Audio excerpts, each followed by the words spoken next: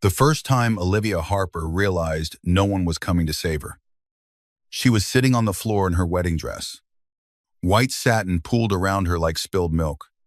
Her veil had slipped crooked over one shoulder. Her hands, trembling and cold, clutched the edge of a velvet chair she could not climb into without help. Beyond the bridal room door, the church organ was already playing the opening notes of the ceremony. Soft and holy and cruel. Her wheelchair was gone. Not misplaced, not moved for convenience. Gone. Olivia had spent 10 minutes dragging herself across the carpet, calling for someone, anyone, until her throat burned. Her bridesmaids had disappeared in a storm of silk and perfume, giggling as if they had not just taken the only way she could move through the world with dignity. Then the door cracked open. Madison, her maid of honor, and Ethan's younger sister, peeked inside with a smile sharp enough to cut lace. "Olivia," she whispered, as if scolding a child. "Don't make this dramatic." Olivia looked up from the floor. "Where is my chair?" Madison's smile hardened.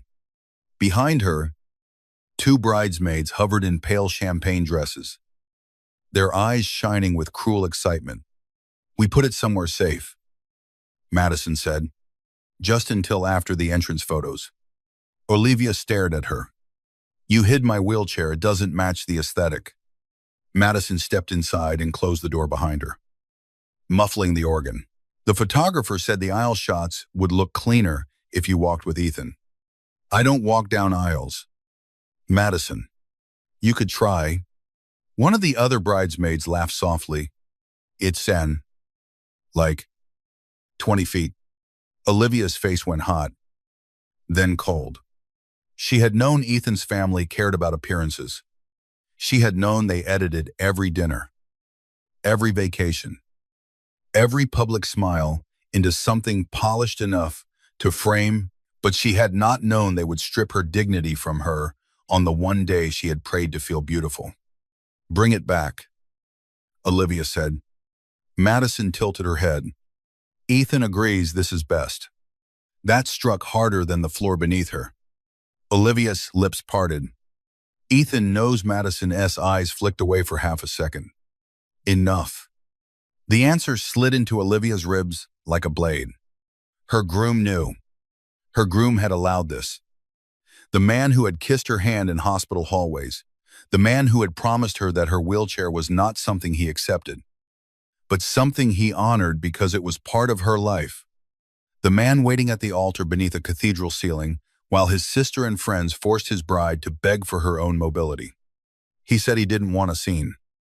Madison added, softer now, almost pitying. "You know how nervous he gets." Olivia gave a broken laugh. It came out more like a gasp. "A scene," she whispered. "I'm the scene," Madison sighed. "You beautiful." "Olivia, you really are. But the chair makes people uncomfortable. Today is supposed to be perfect." The word perfect shattered something inside her. Olivia looked down at her dress, the dress she had chosen because it made her feel like herself. Not a softened apology. Long sleeves of lace, a fitted bodice, a full skirt that moved like moonlight around her chair whenever she turned. She had imagined rolling through the church with her head high, her father's old silver locket at her throat, Ethan waiting with tears in his eyes. Now she was on the floor. The music outside changed. The processional was beginning. Madison checked her phone. "We have 2 minutes.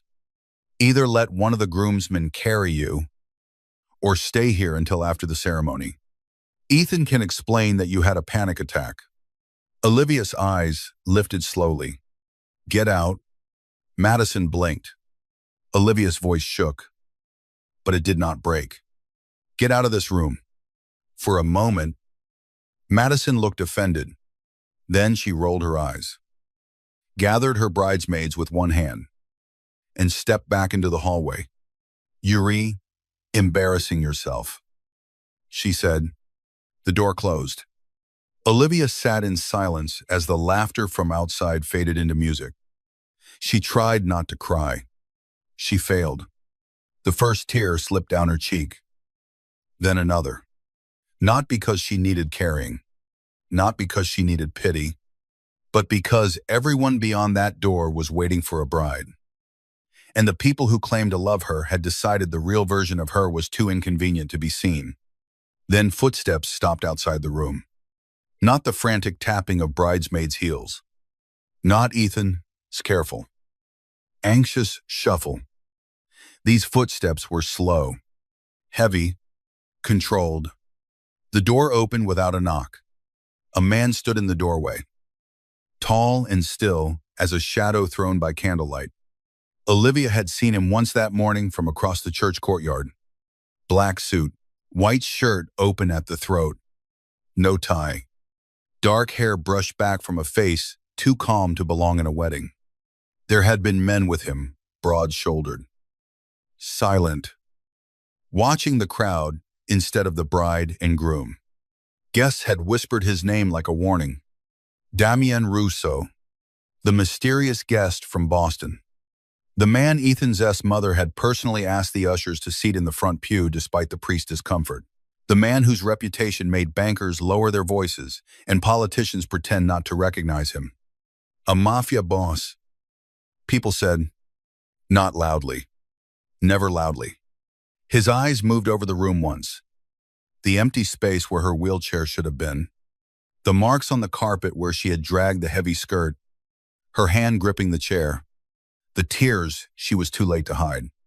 Something changed in his face. Not softness. Something worse. Stillness. Who did this? He asked. His voice was low. Smooth. Almost gentle. Olivia wiped her cheek with the back of her hand. It doesn't matter. It matters to me. You don't even know me. His gaze held hers. I know enough. The church organ swelled beyond the door. Guests murmured, somewhere. A woman laughed. Damien stepped inside and closed the door behind him. Olivia's pulse jumped. Fear, instinctive and sharp, rose beneath her ribs. He carried danger with him, the way some men carried cologne. But he did not come closer at first. He stood several feet away, hands visible, giving her the space no one else had. Where is your chair? He asked. My bridesmaids hid it. His jaw flexed once. My groom knew, Olivia added, because the truth was uglier when spoken aloud. Damien's eyes darkened. For a long second, he said nothing. Then he looked toward the door, and Olivia felt the temperature in the room drop. I'll find it.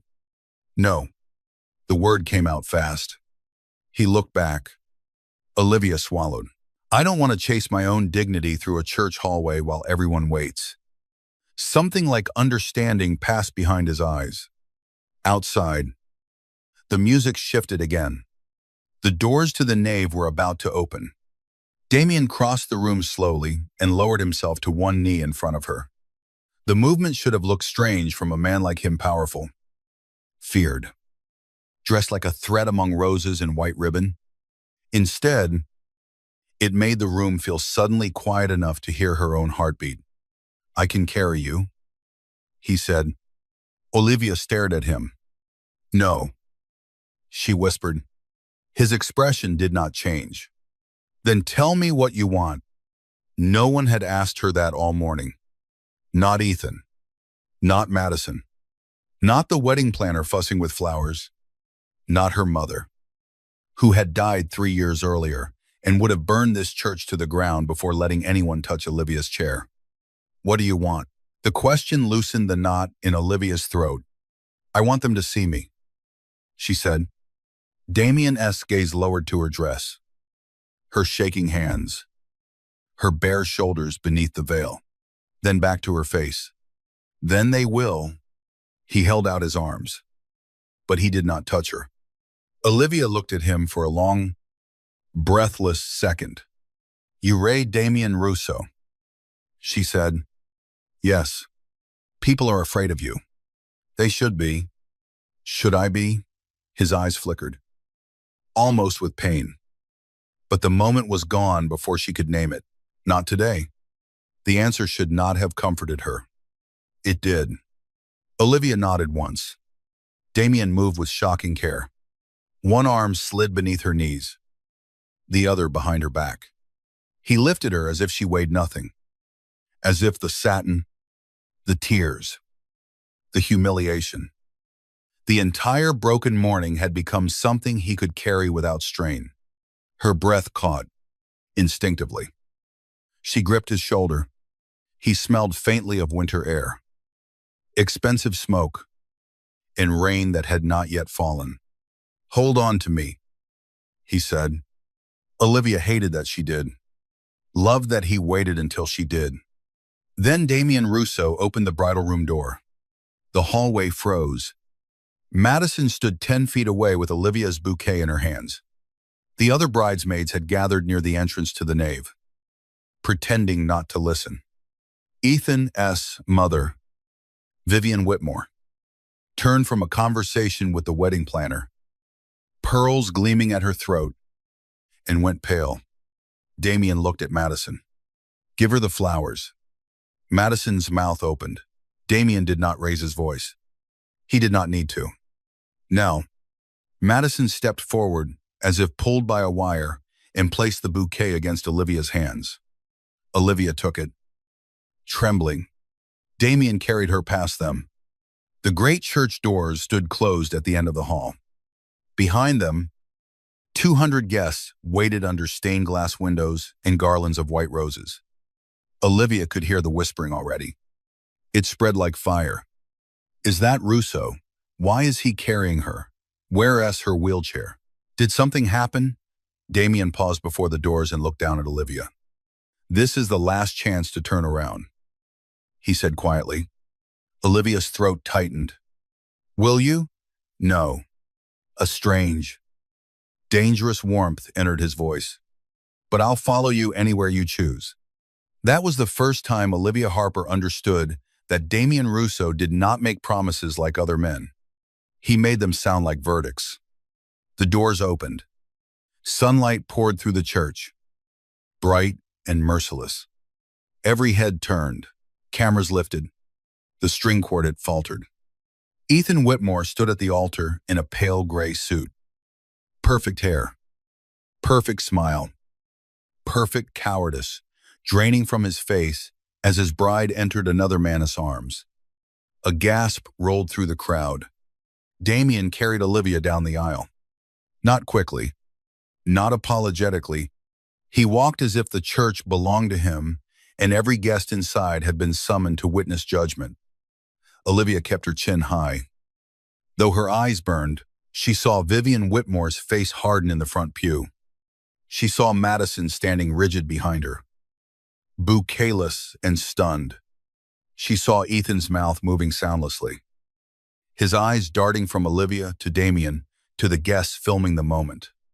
And then she saw something else.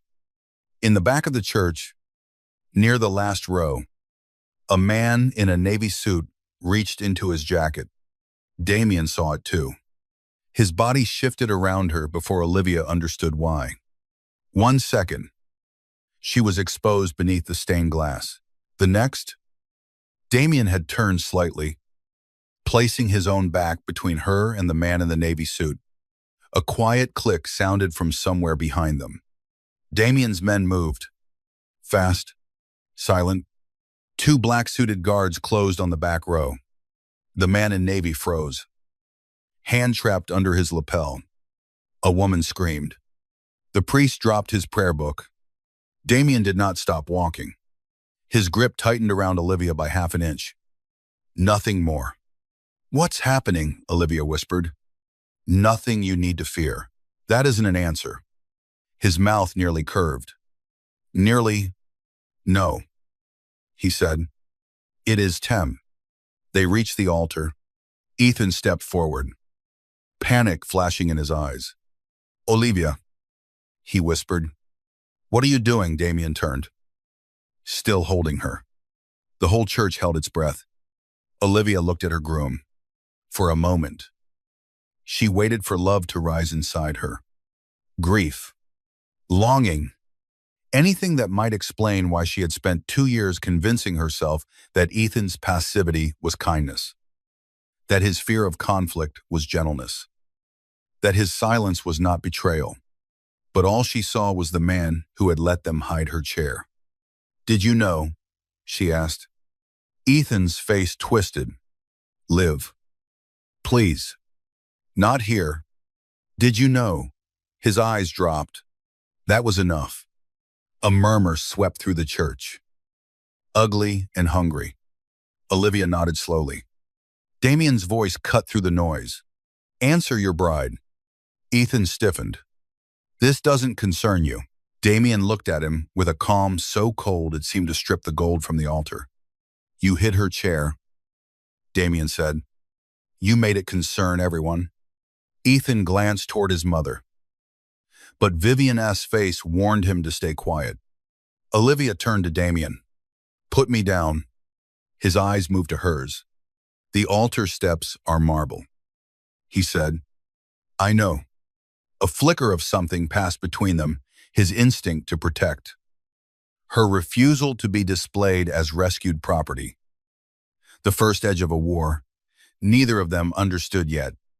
Slowly, Damien lowered her onto the top step with a gentleness that made her chest ache.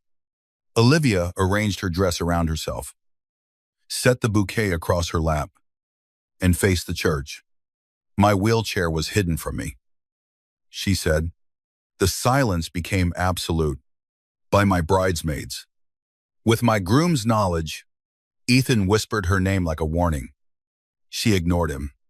"I was told it ruined the wedding image." Her fingers tightened around the bouquet.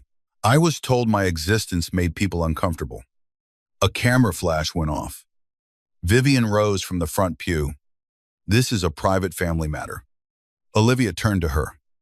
"No. It was private when they did it in a room, with the door closed. You made it public when you expected me to crawl into my own wedding." Damien's eyes found Olivia's profile. There was fascination there now, sharp and unwilling. Ethan stepped toward her. "Liv, we can fix this." "No," she said softly. "You can tact her." "Don't do this." Olivia looked at him then. Really looked. "You did it first." The church doors opened again. Two of Damien's men entered with Olivia's wheelchair. It had been decorated with white ribbon, as if the insult could be disguised with flowers. One wheel was bent slightly. The right brake scraped. Olivia saw the damage immediately. Her breath caught. Damien saw her face. "Who touched it?" he asked. No one answered. He looked at Madison. She flinched. "It was just moved." Madison said, "No one damaged it on purpose." Damien's silence was more frightening than a shout. Olivia reached for the chair. One of Damien's men brought it forward and locked the wheels. Damien stepped aside, giving her room. Olivia transferred herself carefully, refusing help because she needed one moment that belonged entirely to her. When she settled into the seat, the church exhaled. She took the locket at her throat and closed her fist around it. Then she looked at Ethan. "I'm not marrying you." A roar of whispers filled the church. Ethan's face went gray. Vivian lunged to her feet. Madison started crying. Though Olivia knew the tears were for herself, Damien remained beside Olivia, still as a blade. The priest looked helpless. Miss Harper Olivia lifted a hand. No ceremony. Ethan stepped closer. Desperation, breaking through the polished mask. "Olivia, listen to me. There are things you don't understand." That line, more than anything, made Damien move. He stepped between Ethan and Olivia. "What things?" Damien asked. Ethan froze. For 1 second, fear passed between the groom and the mafia boss. Olivia saw it, and suddenly the humiliation of the missing wheelchair became something bigger, darker, as if beneath the white flowers and violin music. Another story had been breathing all along. Damien leaned close to Ethan, voice low enough that only the front rows could hear. "Careful," he said. "You're about to confess." Ethan said nothing. From the back of the church, Damien's men dragged the navy-suited stranger toward the side exit. Something metal flashed beneath his jacket before it disappeared. A gun. Olivia's stomach turned. Damien looked down at her. "You need to leave." Olivia almost laughed. "I just canceled my wedding in front of 200 people. I'm not sneaking out now." Someone came armed. Her blood went cold. "For me?" she asked. His eyes held hers too long. "For me," he said. But Olivia had learned the sound of men lying to protect themselves. Damien Russo lied differently. He lied like a man protecting someone else, and that terrified her more. Outside, the wedding collapsed into chaos. Guests poured down the church steps into the bright Newport afternoon, whispering into phones and hiding excitement behind sympathy. A line of black SUVs had appeared along the curb. Engines running, windows tinted. Damien's men moved through the crowd with quiet precision. The groom's family gathered near the stone fountain like a wounded royal court. Olivia sat beneath the church archway, hands cold in her lap. Ethan tried to reach her once. Damien did not even turn around. One look from him stopped Ethan at the bottom of the steps. Vivian Whitmore came instead, her pearls trembling. "Olivia," she said, smiling for the guests watching. "You are emotional. We all understand. But this can still be managed." Olivia stared at her. Managed. Vivian leaned closer. Her perfume was expensive and suffocating. "You have no family left. No money beyond those little drawings you sell online. No one in this town will touch you after embarrassing us like this. Ethan is willing to forgive you." Damien's head turned slowly. Vivian stopped speaking. Olivia felt the danger in him before she saw it. It moved through the air, silent and predatory. "She forgives him," Damien said. "Or he disappears from public life by midnight." Vivian's face lost color. "Are you threatening my son?" "No." Damien looked at Ethan, who stood behind his mother.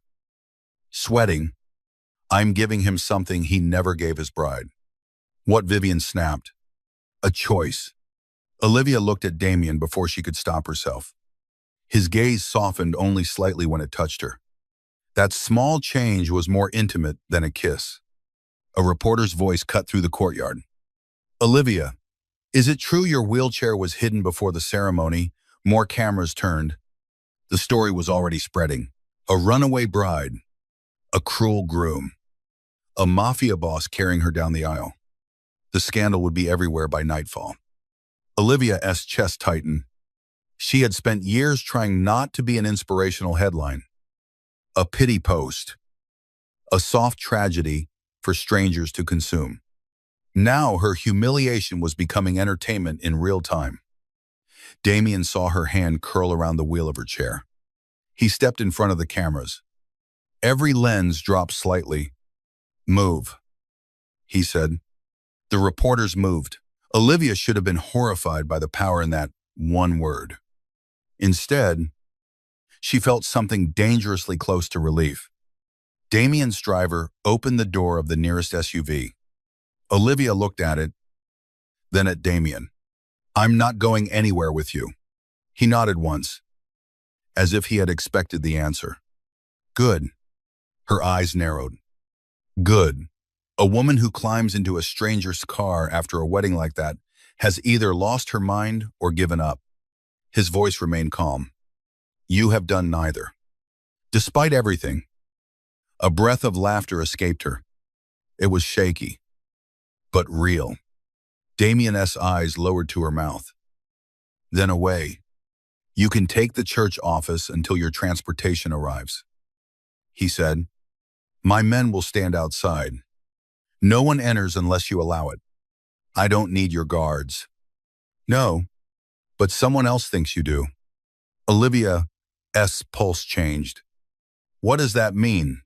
Before he could answer, Ethan shouted from across the courtyard. Damien. The name cracked through the air. Everyone turned. Ethan pushed past his mother, face red with panic. You don't understand. She isn't part of this. Damien's expression went empty. Then why was Belandi's man in the church with a gun? The courtyard went silent. Olivia's fingers went numb.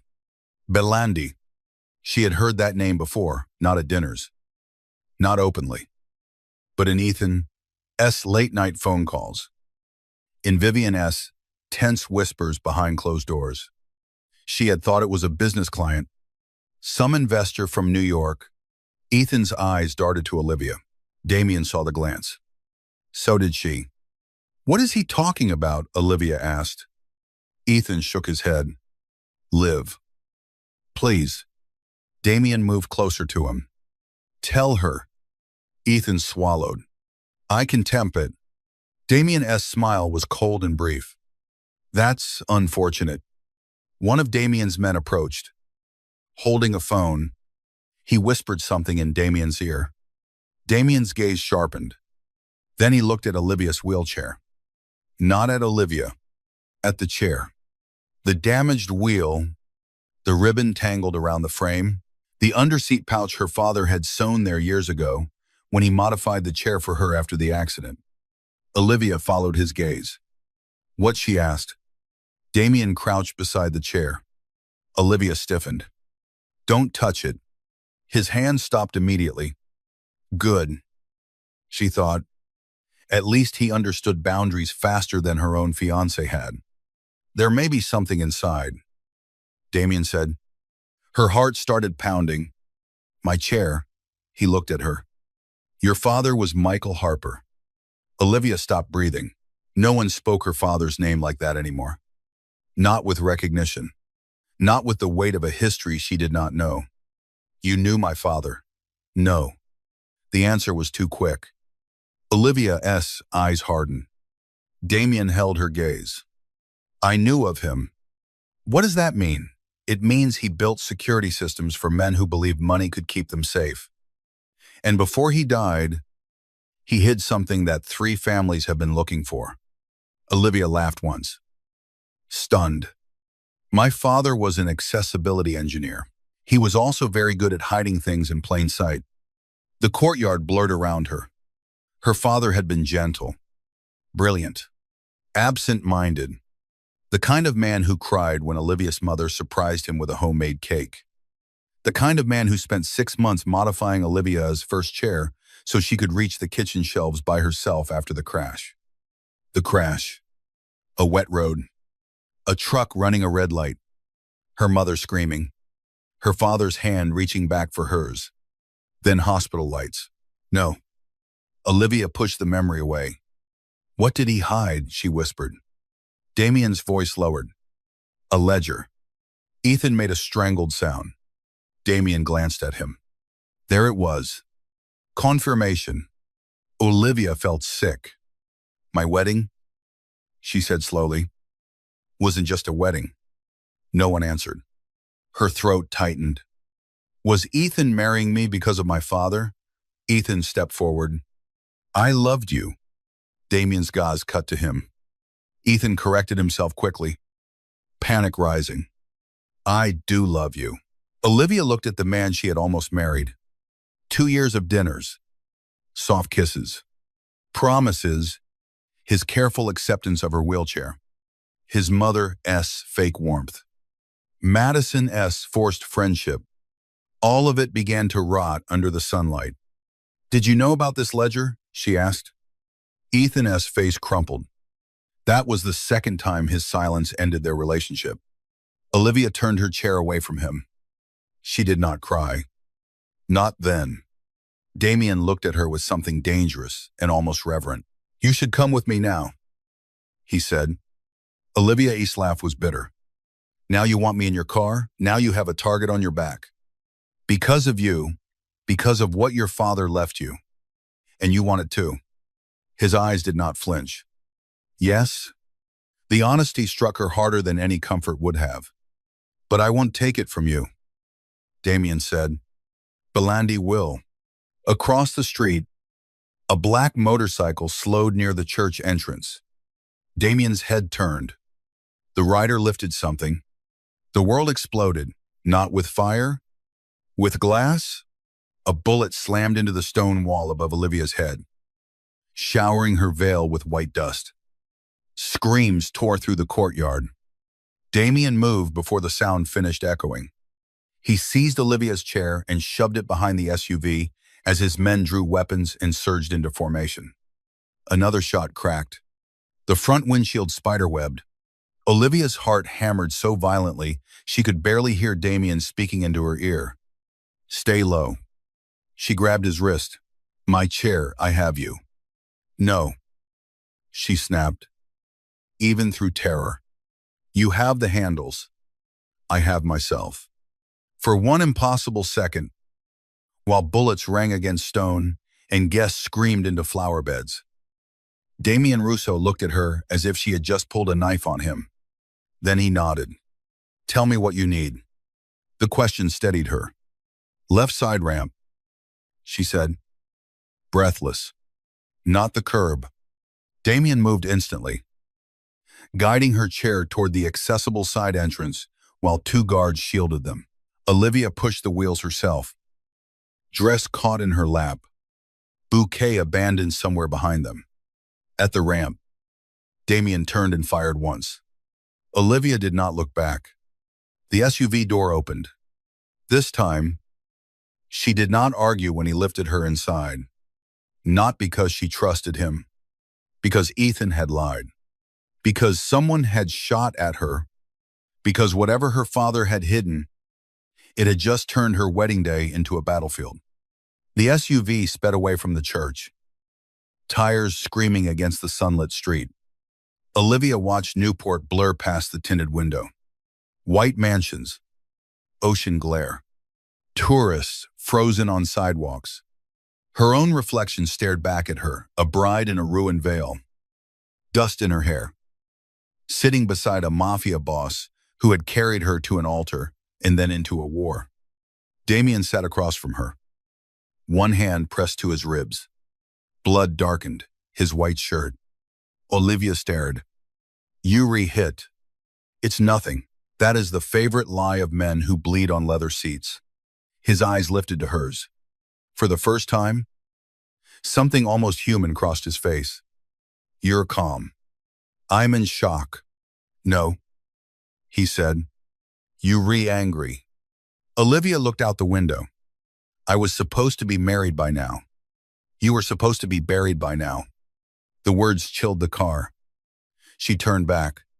What? Damien's jaw tightened. "The shooter wasn't aiming at me." The road noise seemed to vanish. Olivia's hand gripped the edge of the seat. "You lied." "Yes." "Why?" "Because you had already lost enough in front of an audience." Her anger faltered, then returned sharper. "Done it, decide what I can handle." His eyes darkened.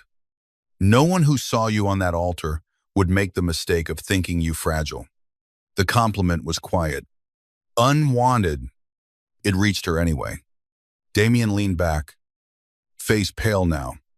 Olivia's training from years of hospitals, caregivers, and managing crises kicked in before fear could stop her. She reached for the emergency kit built into the SUV door. "Move your hand." He watched her open gauze packets with shaking fingers. "You know what you're doing. I grew up around medical equipment. I know enough to stop you from ruining the upholstery." A faint, dangerous amusement touched his mouth. Olivia pressed gauze against the wound. He inhaled once, controlled and silent. "You can feel pain," she said. "Unfortunately, I thought mafia bosses were made of stone." "No," he said, eyes on hers. "Stone doesn't remember." The air changed. Too close, too charged. Her hand rested against his ribs. His blood warmed her palm through the gauze. The SUV swayed around a turn. and his knee brushed the edge of her dress. Olivia should have pulled away. She did. Too late. Damien noticed. Of course he noticed. When the SUV reached Boston that evening, rain had started. Not a soft rain, but a hard silver one that turned the city into streaks of neon and glass. Damien's penthouse rose above the harbor. All black steel, private elevators, and men with earpieces who stared straight ahead as Olivia entered in a torn wedding gown and borrowed silence. Her wheelchair had been repaired enough to roll, but one wheel still dragged slightly. Damien noticed every uneven sound. He said nothing. That irritated her more than pity would have. The penthouse was not warm. It was beautiful in the way museums were, beautiful, expensive. Curated. Impossible to relax in. Floor-to-ceiling windows overlooked the stormy water. A black grand piano sat unused near the fireplace. On one wall hung a painting of a woman standing alone at a shoreline. Her red dress whipped by invisible wind. Olivia stopped in front of it. "She looks like she's waiting for someone who won't come back," she said. Damien watched her from across the room. "She isn't waiting." "No, she just watched him drown." Olivia turned. He did not smile. A doctor arrived to treat Damien's wound. Then a woman named Rosa brought clothes. To do. In a room on the east side of the penthouse with an accessible bathroom that seemed too thoughtfully prepared to be accidental. Olivia noticed. Damien noticed her noticing. "My sister used this room," he said before she asked. "You have a sister had." The word closed a door. Olivia let it stay closed. That night, she could not sleep. The borrowed black robe was too soft. The bed was too large. The city below looked like a living thing made of lights and secrets. At Doi Trace Brzecha, A.M., she rolled into the hallway. Damien stood in the main room. Shirt changed. Sleeves rolled. Phone to his ear. His voice was low and deadly. "I don't care what Belandi promised, Whitmore. Find the driver who hit the Harper car 12 years ago." Olivia stopped breathing. The wheel creaked beneath her hand. Damien turned. Their eyes met across the dark room. He ended the call. Slowly. Olivia rolled toward him. "What did you just say?" His face gave nothing away. "You should be asleep. You should be honest. That would make both of us uncomfortable." Damien. It was the first time she said his name without anger. He heard the difference. For a moment, he looked older, tired in a way no blood loss could explain. "Your family's crash was not an accident." Olivia's body went cold. "No." The truck driver disappeared 3 days later. His account received a payment from a company owned by a Belandi shell corporation. "No." Her voice cracked this time. Damien took one step toward her, then stopped himself. The restraint hurt worse than touch. "My father died," Olivia whispered. "My mother died. I spent 8 months learning how to live in a body the world suddenly treated like a problem." "I know. You know." Her anger burst through the shock. "You know. You stood in that church while I almost married into the family that covered it up. I didn't know Ethan was close enough to you until 6 weeks ago." 6 weeks, Damien said nothing. Olivia laughed. Breathless and wounded. "You investigated me. I investigated Whitmore. And found me." "Yes." "Did you watch me?" His silence was damning. Olivia's stomach twisted. "Hidden surveillance," she whispered. "Of course. Of course you did. Only after Belandi's men started circling your apartment. That doesn't make it better." "No." "Did Ethan know about the crash?" Damien's jaw tightened. Olivia's pulse became a roar. "Answer me." "We don't have proof." "That isn't an answer either." He looked at her then. And there it was, the thing beneath his control. Rage. Not loud. Not wild. A black, endless rage that had survived years by learning to wear a suit. I think Ethan was sent to marry you because your father's inheritance transfers to your spouse if you die without children. Olivia stared. The room tilted. I don't have children. I know. She flinched at the certainty. Damien continued, voice carefully even. But your father left a trust in your name. Land on the harbor. Access tunnels beneath 3 properties. Security patents worth millions. And something Belandi fears more than money. The ledger. Yes. Olivia looked down at her hands. Her wedding ring was still on her finger. She pulled it off slowly. The diamond caught the city lights, sparkling like a lie. Then she threw it across Damien Rousseau's perfect living room. It struck the marble floor and vanished beneath the piano. Neither of them moved. I want to go home, Olivia said. You can tem. She looked up. You don't get to imprison me because it's convenient. No. His voice was quiet. Sure. I get to ask you to stay alive long enough to hate me properly. That stopped her. He stepped closer then. Not enough to crowd her, but enough that she could see the exhaustion at the edges of his eyes. Belandi will come for you. Ethan will come for the trust. The press will camp outside your building. Your chair was not hidden by cruel girls playing wedding games. It was searched. Someone damaged the frame looking for what your father hid. Olivia's throat tightened. My chair is not a hiding place. No, Damien said. It's something no one in that church respected enough to examine carefully. The truth was brutal. And likely, Olivia closed her eyes. What do you want from me? The ledger. At least you're honest. No, he said. I am honest with you. There is a difference. She opened her eyes. That difference should not have mattered. It did. By morning, Olivia Harper was dead on the internet. Not literally. Worse, she was a headline. Bride abandons groom after wheelchair scandal. Mafia boss carries disabled bride down aisle. Runaway bride or Rousseau's new obsession. The footage had gone viral overnight. Damien carrying her. Ethan frozen at the altar. Olivia announcing the truth in a shaking voice that somehow sounded stronger on video than it had felt in her body. The comments were a battlefield. Some called her brave. Some called her dramatic.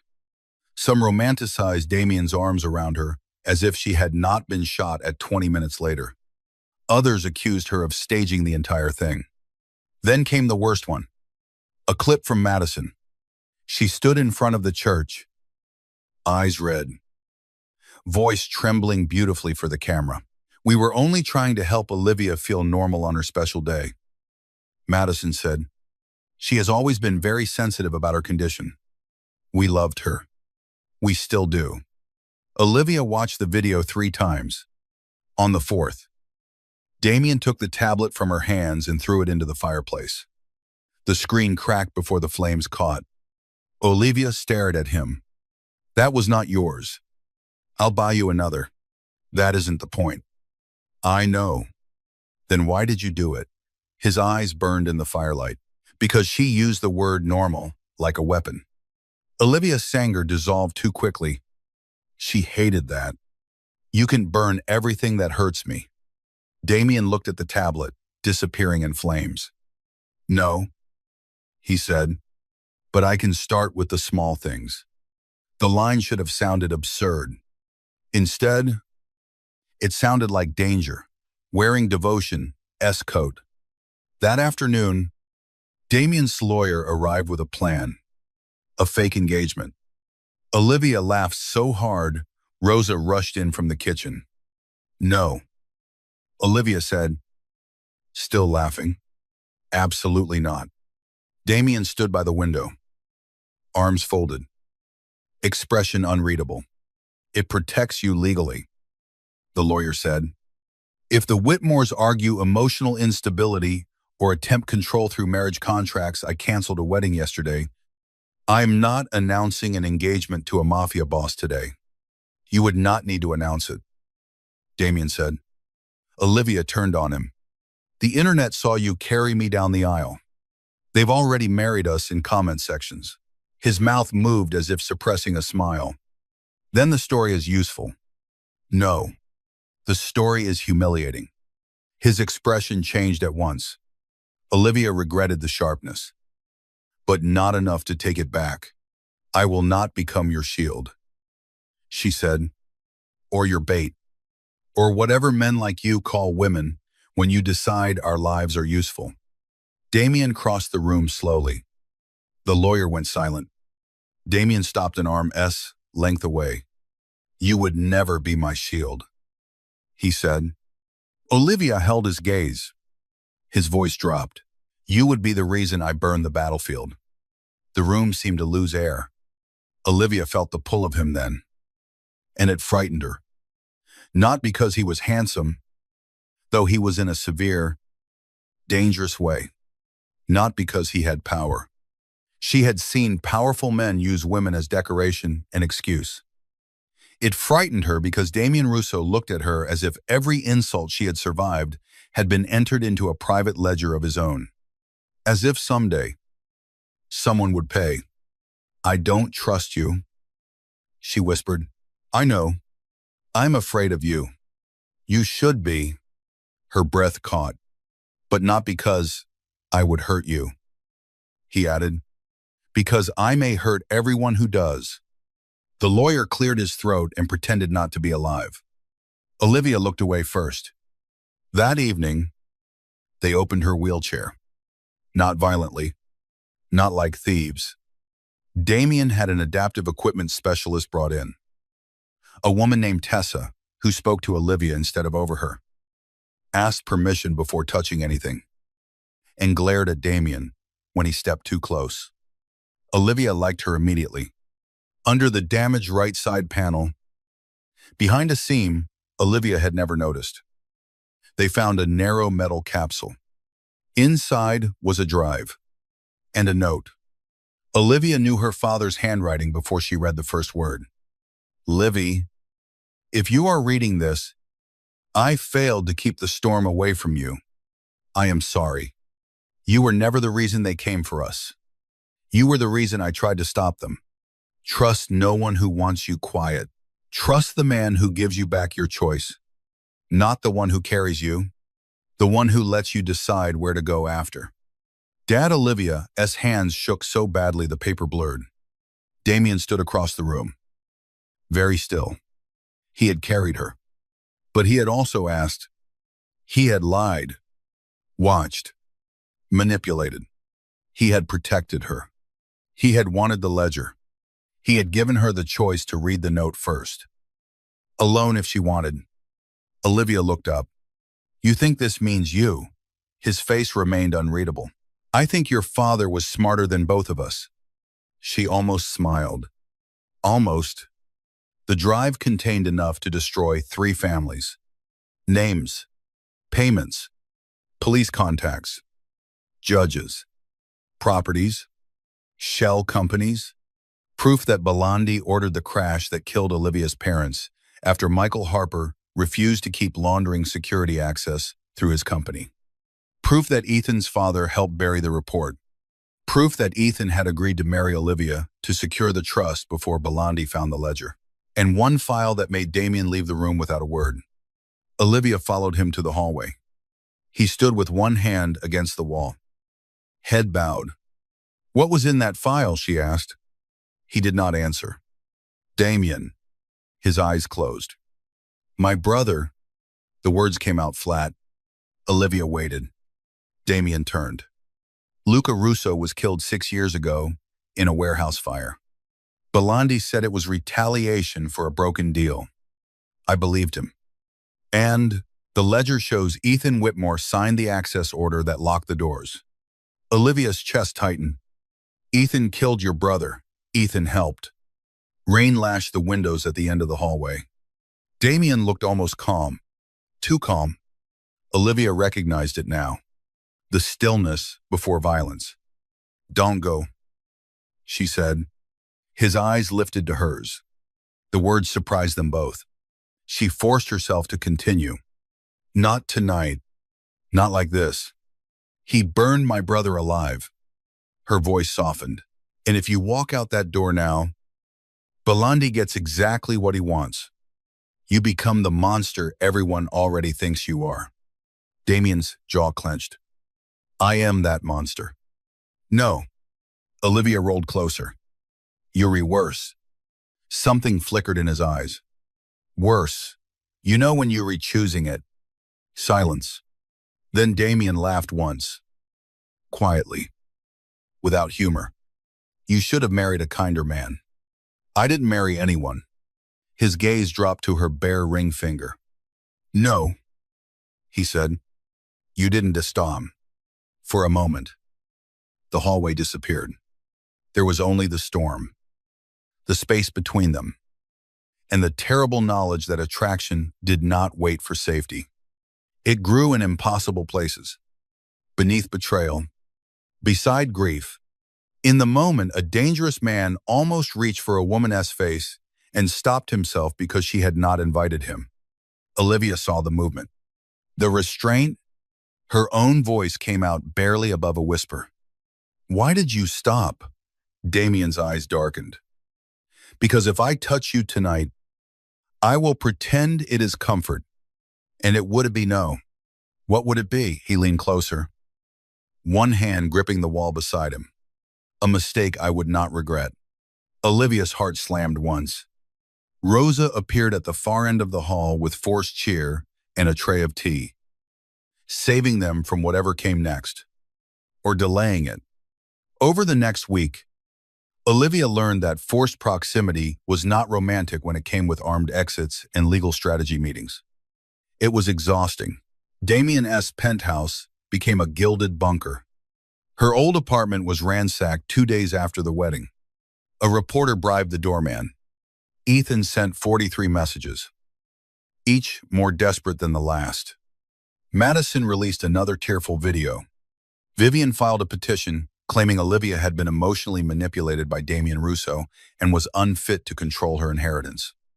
Olivia gave one interview, not from weakness, from rage.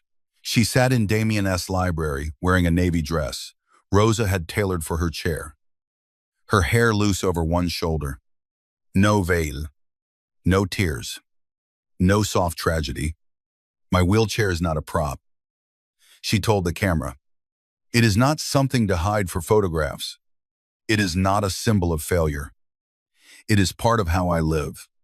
The people who removed it from me did not love me poorly. They chose control and called it love. The clip broke the internet again. This time, the world shifted. Disabled women posted their own stories.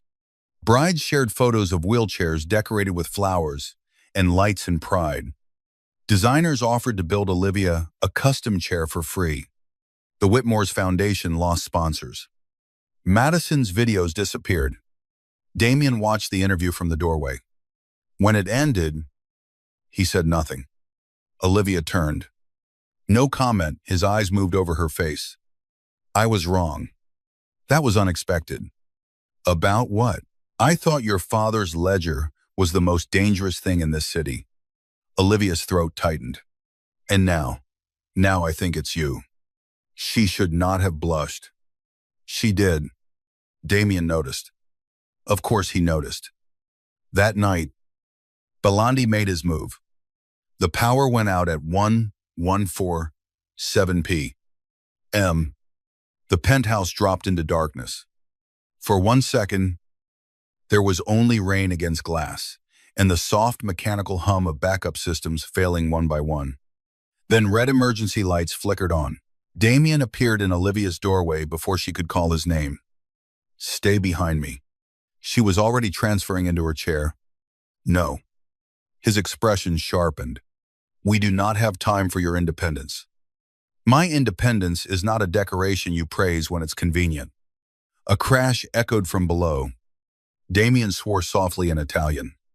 Olivia grabbed the emergency bag Tessa had prepared and clipped it beneath her chair. Where is the service elevator compromised?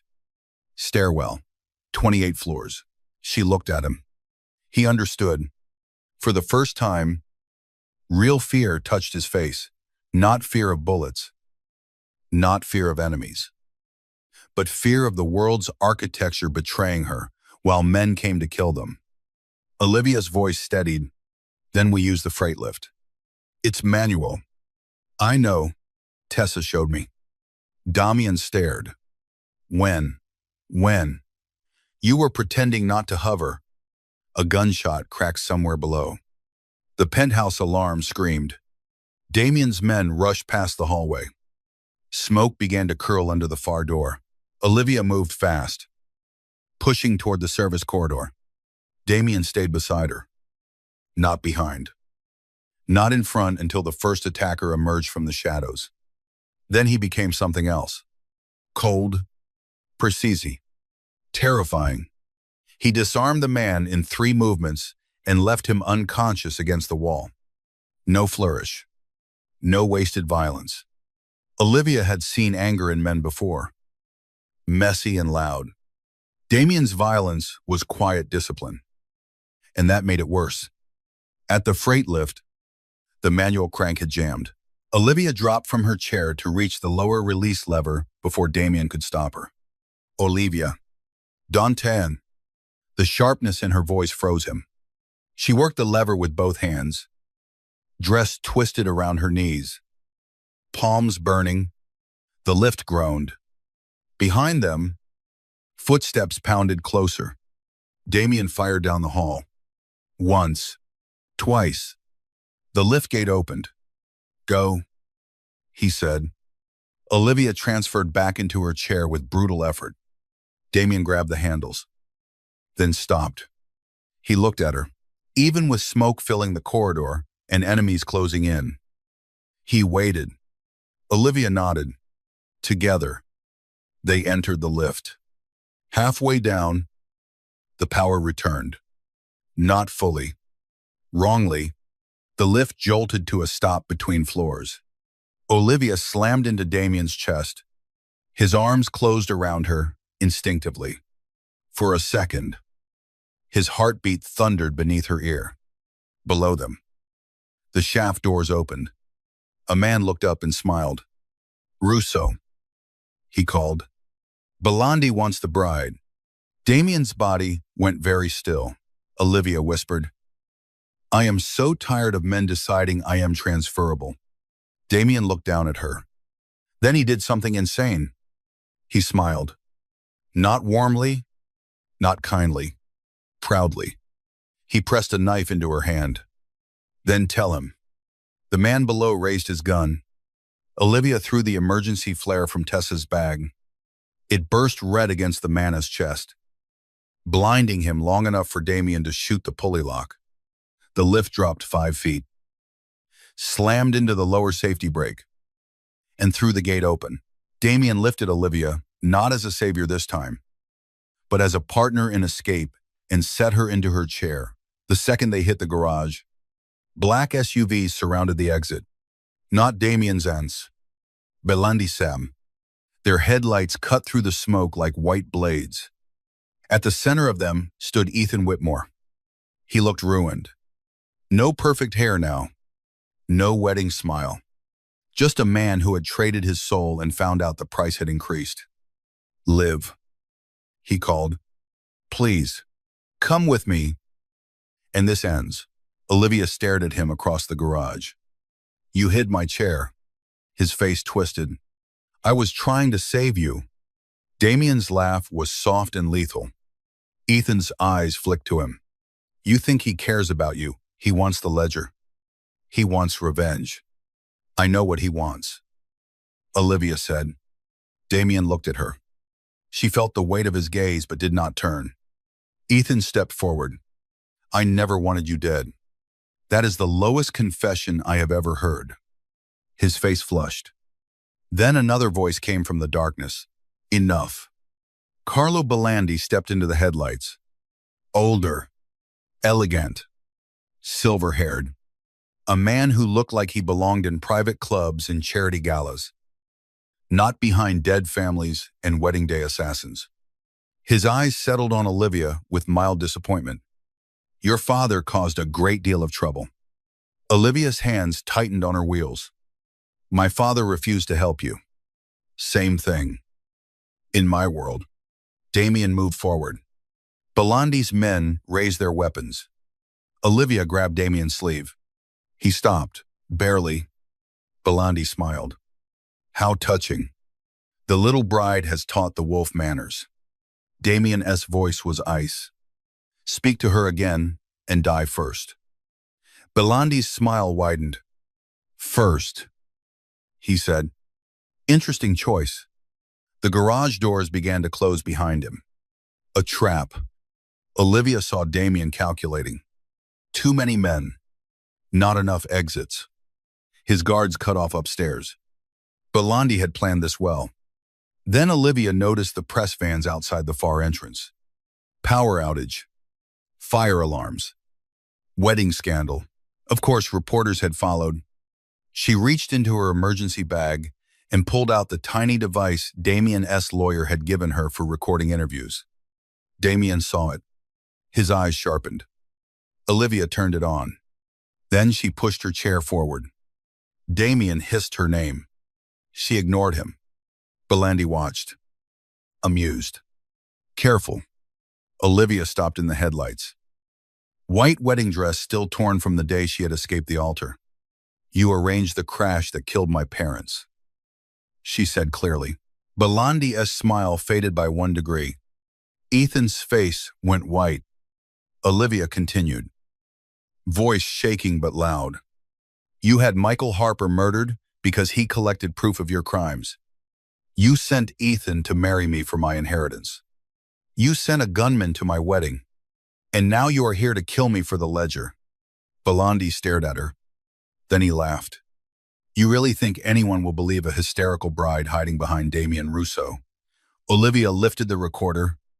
No, she said. I think they'll believe you. Behind Belandi, one of the press vans shifted. A camera light flickered on. Rosa had done her part. So had Tessa.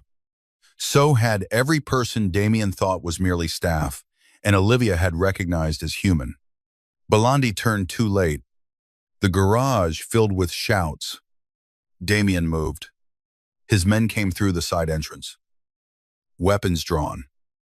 Led by a limping Rosa with a shotgun and an expression that suggested she had been waiting years for this moment. Police sirens screamed in the distance, not ordinary police. Damien had warned her. But federal agents his lawyer had contacted once, Olivia agreed to release the ledger publicly. Chaos erupted. Belandi reached for Olivia. Damien hit him so hard the older man slammed into the hood of an SUV. Ethan grabbed Olivia's chair from behind. For 1 blinding second, terror dragged her backward, 12 years, to the crash. The helplessness. Her body trapped while men decided what she would lose. Then Olivia slammed her elbow into Ethan's ribs, shoved one wheel hard, and spun the chair into his knees. He fell. She rolled over his hand. He screamed. Damien looked over. Olivia breathed hard. Don't, she warned. I handled it. For the first time in the middle of a mafia war, Damien Russo looked almost happy. Then a shot rang out. Olivia did not feel the impact at first. She saw Damien's face change. That was how she knew. The bullet meant for him had struck her shoulder. Her body folded sideways. Damien caught her before she hit the concrete. His voice broke around her name. Not loudly. Worse. Like something had been ripped out of him. Olivia. The garage blurred. Sirens. Rain. Men shouting. Ethan crying. Belandi cursing as federal agents forced him down. Damien held Olivia against him. One hand pressed over the wound. The other cradling the back of her head. She tried to speak. Nothing came. His face hovered above hers. All control gone now. The feared Damien Russo. The wolf of Boston. The man who did not kneel for anyone. On his knees in a parking garage. Holding a woman in a torn wedding dress as if the world had finally found the one place it could hurt him. Stay with me, he said. Olivia blinked slowly. You're very bossy. A broken sound left him. Almost a laugh. Almost a sob. Yes, he whispered. Live and complain about it. Her eyes fluttered. Damien, I'm here. Don't kill everyone. His mouth tightened. Define everyone. Despite the pain, she almost smiled. Then the darkness took her. When Olivia woke, she was not in Damien's penthouse. She was in a private hospital suite overlooking the harbor. Morning light poured through pale curtains. Machines beeped softly beside her. Her shoulder burned. Her mouth tasted like cotton. Damien sat beside the bed, not sleeping.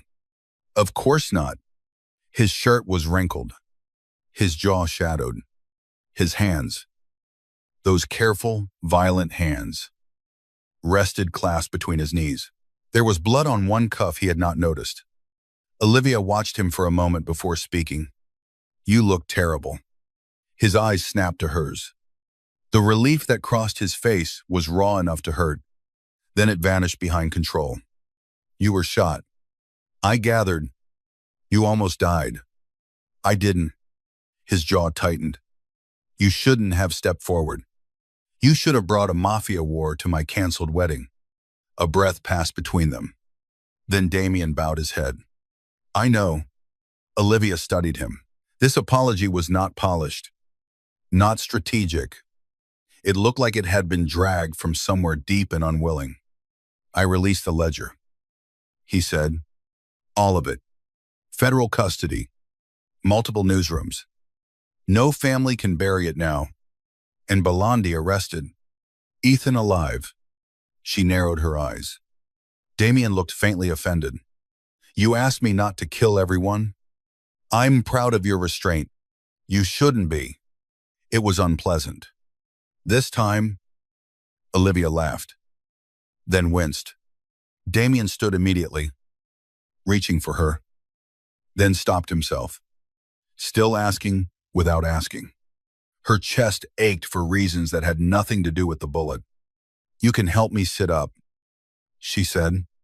He moved carefully, one arm behind her back, adjusting the pillows with almost painful focus. His face was inches from hers. She could see the faint cut along his cheek, the sleepless bruising under his eyes. When she settled back, his hand remained near her shoulder, not touching, waiting. Olivia looked at it, then at him. You are not easy to trust, she said.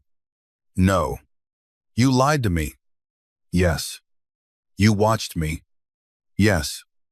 You wanted the ledger. Yes. And somewhere in the middle of all that, you decided I belonged to you. His eyes darkened.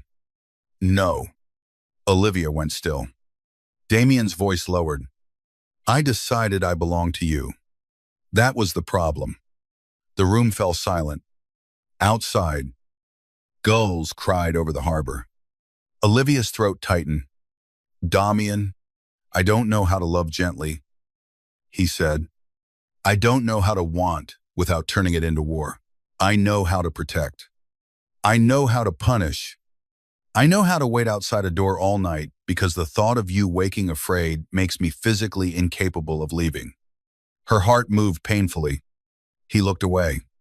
I am not the man your father would have chosen for you. No, Olivia whispered. But my father told me to trust the man who gave me back my choice. Damien's eyes returned to hers. And do you? She was quiet for a long moment. I'm learning.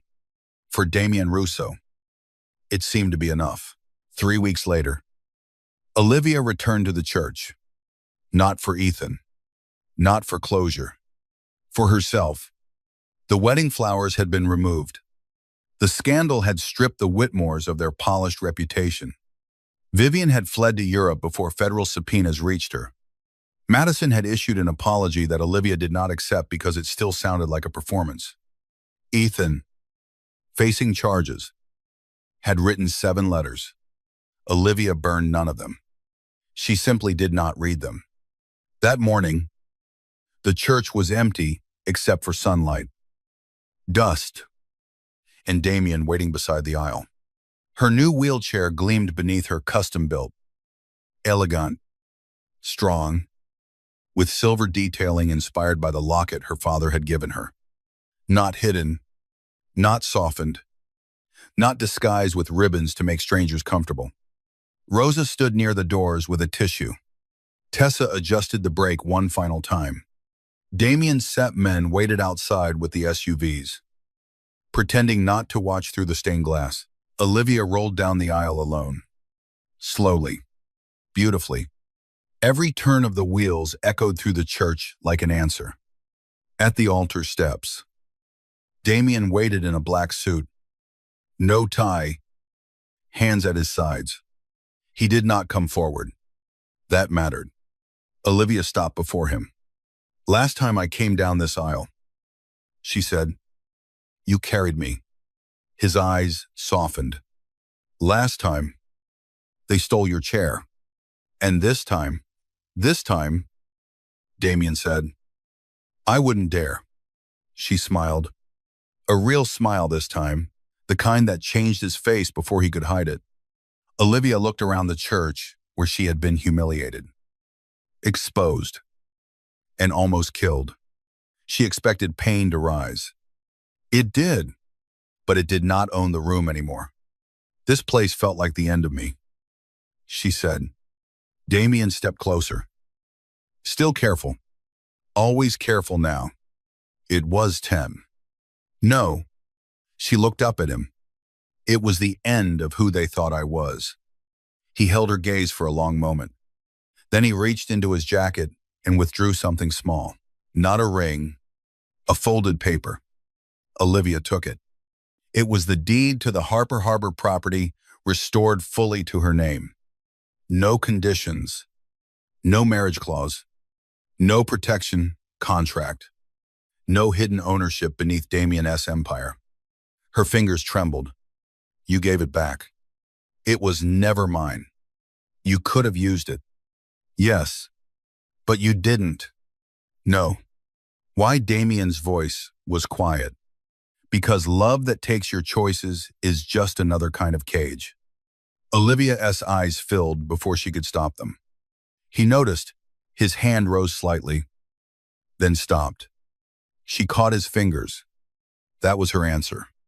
His hand closed around hers with controlled reverence, as if he were holding something far more dangerous than any weapon. For a while, they stayed like that beneath the stained glass. Then Olivia said, "I'm not marrying you today."